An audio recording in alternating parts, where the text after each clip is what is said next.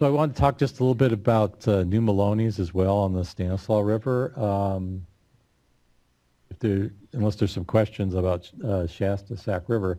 So kind of on the opposite end of the scale of sophistication as to what we're working with temperature, there is no temperature control device at New Maloney's. And what would a New Maloney's be without an old Maloney's? And like several of the main tributaries there on the San Joaquin, there is an old structure behind the big one, the original Maloney's Dam, that plays into things when the lake gets really low and creates some interesting dynamics. And some of our original work with some pretty dire looking snowpack runoffs were projecting to have lake levels in Maloney's that were basically going to daylight the old structure and create some interesting dynamics as to does the old outlet, which could have some sediment there in a plug, is there going to be enough head to push that out and then get water through the low level, the lower conduit here? Or are there some things that we can do to try to avoid that, particularly at this particular year, and hopefully avoid this completely in the whole drought sequence? And there's some significant temperature dynamics that can come into play because the volume of water between the old dam and the new dam is not very much. It's only at the level of the crest, about 2,500 acre feet, as we've kind of shown here. Just for a little bit of history, here's the high-tech pieces. This is during the construction of the reservoir. And basically, you've got one inlet which goes down to the penstock. It's a kind of one area of the dam. We showed it on there. And then there's a low-level outlet that is only used when the lake gets low. And the lake has to get down to about elevation 808 to make it possible to open this gate without risk of mechanical failure, which would mean an inability to close it, which means you have a slow leak or a hole at the bottom of your reservoir that you can't close until it completely drains, which is also not a good thing.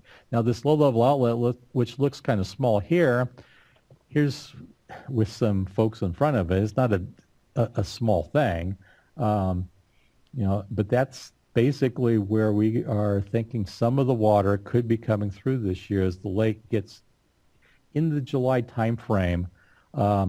We may have the lake low enough for be considering making some releases here. The thinking is to kind of help temperatures is to allow for some mixing at the penstock elevation and in this low level. Obviously, if you go to this too soon, the stratification that we kind of conceptualize with Shasta is happening here as well. And you could, in theory, blow through all your cold water early and then have nothing but really warm water cascading under the water surface down from the old dam. So we're given some thought to this. So here's the components of what we're doing with the Stanislaus. Again, we're working in really close coordination with the local districts, and by that the senior districts of Oakdale Irrigation and South San Joaquin. And a lot of kudos to them. They've stepped up both with technical work and they are affiliated with the operation of a lot of upstream reservoirs in the basin. So we've worked closely with them as to what exactly they're saying, both in terms of potential runoff and how their upstream operations will work. And they're doing a lot of consideration of conservation to back some water up into the reservoir to target right now about 145 to 150,000 acre feet into September. That will allow us to keep a pool of water above the old Maloney structure, which will allow us not to get into some really funky uncertainties as to how that's all going to work. The modifications we've had for D1641 as it relates to Vernalis flows and objectives has been very helpful because this is going to allow us to maintain a fairly modest and frankly, by let's say, the lower level of flows on the Stanislaus through the summer, but that will allow us to maintain the storage that we're talking about in the upper bullets. We are contemplating some blending of releases between that low-level outlet and through the penstock. Even if we're unable to divert water, or let's say generate power, there's going to be a range where we can at least divert water through there without a load on the generator and be able to do some blending. And I've got a little graphic associated with that. And this allows us enough water in the reservoir to really assess conditions in the fall for a fall attraction flow. I can't say what that'll look like. I think we need to kind of see how the summer plays out and work with State Fish and Wildlife, NOAA Fisheries, Fish and Wildlife Service to kind of say, okay, here's where we sit. What's the status of fish coming upstream? How do we want to use a potential resource? And quite frankly, a big chunk of the water that's going to be left in New Melones is going to be conserved water from the districts, and the question will be, how do they kind of see going forward? So there's a definite partnership that's going to go on here. So I think there's some room for discussion for fall flows, but I don't know what they are exactly, and we'll play that by ear. The runoff will be significant in that regard. But here's a little bit of what we're seeing with some of the temperature modeling. In essence, if we were to only use the penstock elevation as we currently kind of look at this, it would at some point probably in the middle of the summer start tapping into some pretty warm water at the upper layer of the reservoir.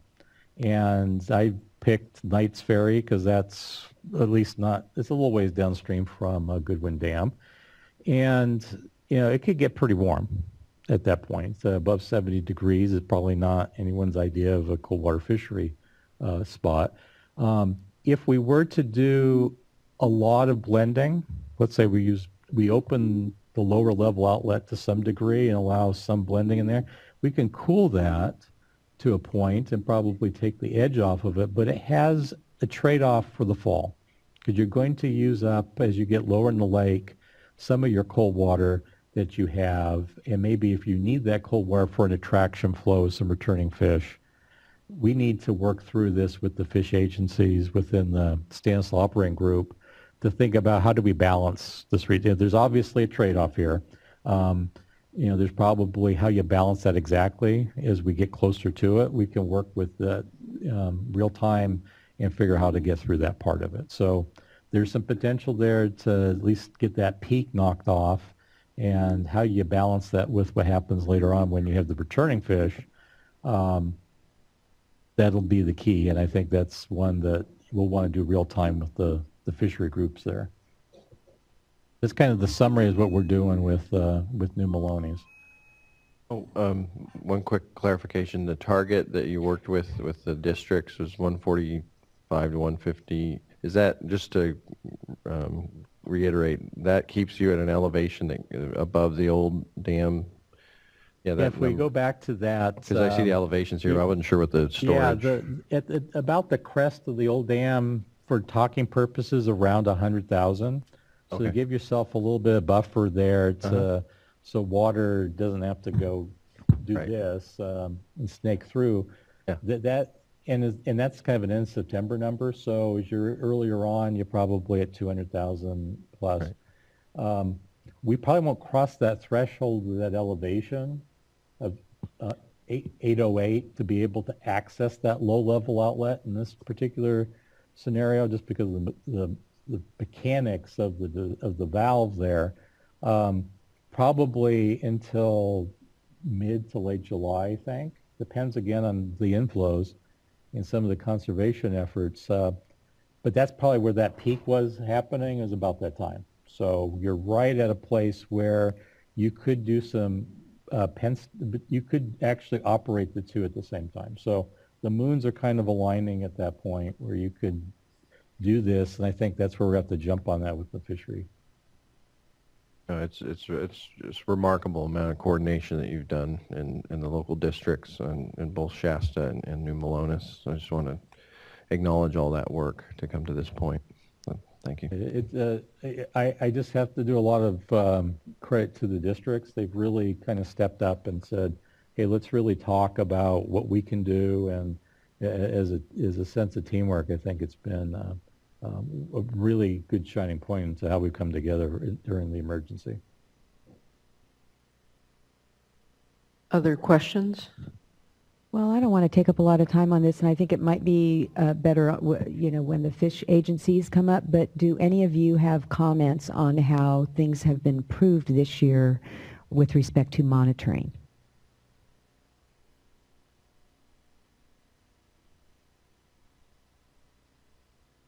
That probably is a good question for the fishery agencies. I will say from a Delta perspective that, and this goes back into the winter, a lot of good work in the Department of Water Resources as well. When we were managing turbidity in the Delta, to think about the effects on Delta smelt as an example, the department had a lot of folks out on the river in the Delta measuring turbidity, every half mile or so to supplement the gauges there. And we also had some additional trawl data that were useful. I think the monitoring that we instituted for the cross-channel gate opening was very helpful, and I think the planning ahead of time for that was critical. And I think, and John can certainly chime in, but the ability to open the gate, and it was a day-to-day decision depending on monitoring, but to have it open for 4.5 days really was very useful in kind of balancing out the salinity in the central delta. So I think that in itself was great. I think we continue to work on the upstream stuff, and we're ready to get into the throes of the monitoring as it relates to obviously the Sacramento River as fish are starting to come up now. And I agree with Board Member Moore. Thank you for all that you've done, and the districts in working with you. This is really impressive. Thank you.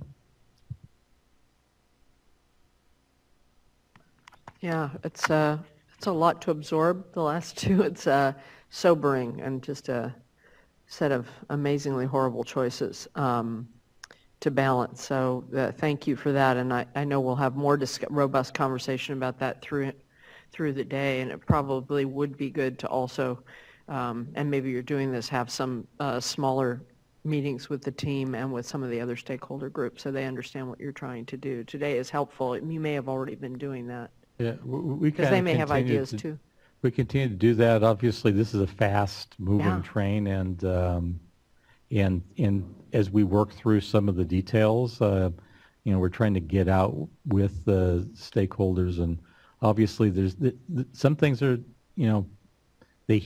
people hear things, and it's not always the full story. And what do you mean by transfers? That's a lot of transfers, whether the terrestrial effects, what have you.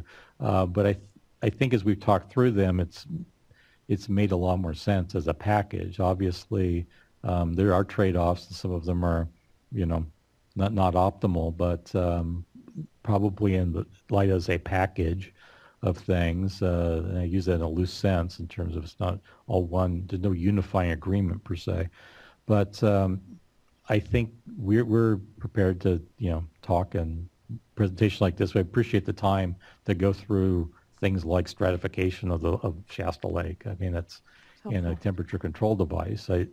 But without talking, at least showing some pictures of it and kind of what we're thinking operationally, it's really hard to have the discussion as to what are some of the drivers.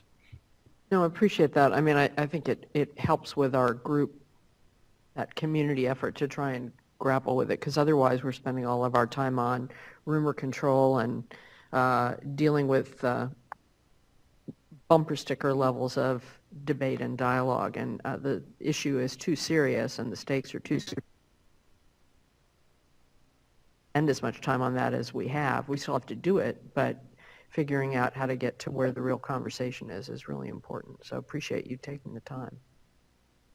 Yeah, we're going to acknowledge all behavior related to rolling up your sleeves and solving problems, and we saw a lot of that here, and I think there's a lot from all perspectives to add because it's a joint effort for all of us. Thank you. Well then, thanks. My suggestion is we take a 10-minute break now, and then we'll move to the fish agency panel. What? Karen. It's up to Karen. What? She said she wanted to stay in the same order, but Karen, you can talk now if you'd like.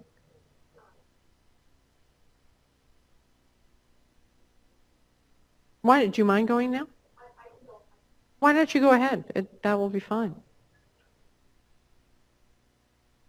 I really do appreciate this, and I'm sorry to my fish friends to step in front of you, but you're a great segue to what I wanted to start with today, and that is first to say thank you, especially to you, Chairwoman Marcus, and the board members, and to your staff, especially to Mr. Howard, and to all the people who are working here, because I think we're really proving out what Californians can be very good at, and that is we can walk away from the status quo if we come together and capitalize on what our biggest asset is, and that is our diversity of experiences and perspectives and viewpoints and expertise to roll up our sleeves and work through really hard, complex issues. And certainly what you face and we will continue to face in this drought is a perfect example of that. So I wanted to say thank you on behalf of CDFA and for the farm community. And to also suggest that there are opportunities for farmers to come in and to be a part of the solution. And I think recently the curtailment process on the Russian River and the proactive outreach that both Board Member Moore and Diadamo did, the farm community, once they knew there was a chance to help create some alternative solutions, got very excited and view it as one step to building trust and a long-term relationship to do things better in the future. So I really commend you for doing that. I know there's been a lot of discussion about the impacts to agriculture, and you know better than any that California's diversity is like the state's topography. And so to say this is the impact on agriculture tries to simplify that, and we know that the drought impacts are being felt unevenly. And I thought that the article in the Bee today was kind of interesting to cite actual ag jobs being added, because last year's UC Davis report, which calculated an impact of at least 428,000 acres being fallowed, was also the equivalent of 17,000 jobs being lost. That's full-time jobs, part-time jobs, and the calculation is that it's 2 seasonal jobs to equate to 1 full-time job. The people who are in the southern San Joaquin and the west side who have lost those jobs will be the first to tell you it's great, jobs are being created someplace else, but we're in some of the most impoverished areas of the state where we need more diversity of what's going on, and water is going to be a part of that. So those people are feeling that loss in a very real way, as are those farmers who have made the hard decisions to walk away from land or push out permanent crops, which will happen more and more. The UC study is the best tool that we have to try to direct relief where it is most needed, and I still am fully confident in the findings of that report last year. They improved on the report that they did for the first time ever in 2009, and they are in the field now doing the surveys of irrigation districts. We've asked them to add a layer into the methodology of farmer decision making. But what we are seeing is an example of the resiliency of California agriculture. And what we're seeing is what started in the 90s and is continuing and in some ways accelerating. And that is in 1990, 89, 90, we had almost 1 million acres of cotton in the state. This year, there might be 150,000 acres of cotton in the state. That is one example of change that is happening in our landscape as we move to higher value products that make more sense with the value of water, the value of land, and the availability of labor to be able to make that happen. And moving to those high value crops are, in many cases, orchards and vineyards, permanent crops that do change the demand for water in that it hardens that demand, even though those crops are very efficient users of that water. So that is a change we will continue to see. We will continue to see a change in the landscape of as acres are fallowed, changes, and we're seeing this. Anybody who drives down 80 is seeing a change in the landscape when you go to San Francisco as far as what's being planted there and the change in that landscape, so that we are really thinking about your term, Chairwoman, as pop per drop, and really focusing on what we do here that doesn't happen in other places. At the end of the day, what California grows is nutrition. And what the world is suffering from on a global basis and here in California and across the country is malnourishment. going from whether it's 800 million people on the globe that face chronic hunger in this day and age, hard to fathom, but that's still happening, and it's happening just down the street here in our city and in our state. But also the opposite side of malnourishment is obesity, and we have a global phenomenon of 1.9 billion people who are overweight, and of that 600 million who are obese. What the people are focusing on is nutrition is the essential element of global food security, and what we grow here in California cannot be easily duplicated. The last thing I want to note is the discussion that's been happening about how much water it takes for only 2% of our GDP. And I say, wow, we're able to do something that's so essential to life without water. But water is a part of every part of our economy and our very quality of life and our environment. What I think is interesting to note that is in California, with our diversity, our economy has only 2 industrial codes that are in the double digits. Real estate and ag is embedded within that, and government, and I know some of my constituents would say we can cut down on that. After that, the other 19 industrial codes are very flattened out between 2 to 5%. And within all those other industrial codes, agriculture as a foundational industry and a renewable industry is embedded into manufacturing. California is the #1 state for manufacturing. Food and beverage processing is the 3rd largest part of that. So I think it's interesting to note that, yes, we are lucky to live in a state that has such a robust and diverse economy. Water drives all of it. We appreciate in agriculture the importance of conserving. You know the harsh ways that we're doing that through our water rights system. 50% of the acreage in the state is under precise irrigation technology of some kind, which shows there's even more that we can do. The governor and the legislature, through drought packages last year and again this year, have offered $10 million for water efficiency programs that will also reduce greenhouse gas emissions. The first round of $10 million funded about 170 projects. We are calculating that over the 15-year lifespan of those projects, they will save 317,000 acre-feet of water and use that water more efficiently. So we have our second round is out now, and the budget proposal under the Cap and Trade program is that CDFA will oversee an additional $40 million to make sure that we're doing all that we can to improve water use efficiency in agriculture.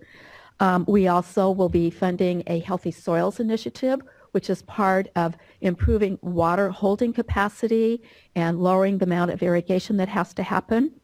So I'm very excited about all of that.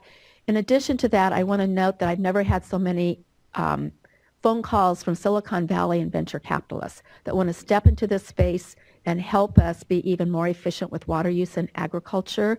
And I think that the fund that the governor announced with his executive order that will be overseen by Department of Water Resources and the Energy Commission for ag, energy, technology will signal a new wave of innovation and be transformational in how we manage water, especially conserve it, and develop in every Californian an ethic of conservation, and more importantly, stormwater capture, wastewater treatment for agricultural use, and really thinking about how we connect our urban sector to the agricultural sector where we can be the first user of that recycled water. So I look forward to working with all of you, and I want to say again how much I appreciate the hard decisions you've had to make, how complex they are, and the importance of bringing all the parties together to get to the best decision we can make under really nasty circumstances.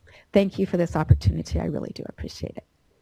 Thank you very much, and thank you for all your slogan debunking. In particular, it's sort of one of those things we spend a lot of time on, but thank you very much for that and for your time and all of your partnership on just that whole range of issues that you mentioned and more. With that, we'll take a 10-minute break, and then for those of you who like to think about when we'll take lunch on the late side. We will take a lunch. It may just be a half hour, depending on how many cards we have, a little bit later in the panel presentations, but we also have a second session on curtailments, which is likely to be also be lively and require focused thought. And so that's why I want to make sure we do take a lunch break so that people can breathe a little bit, photosynthesize, caffeinate, whatever it is they need to do. So 10 minutes, we'll come back and resume.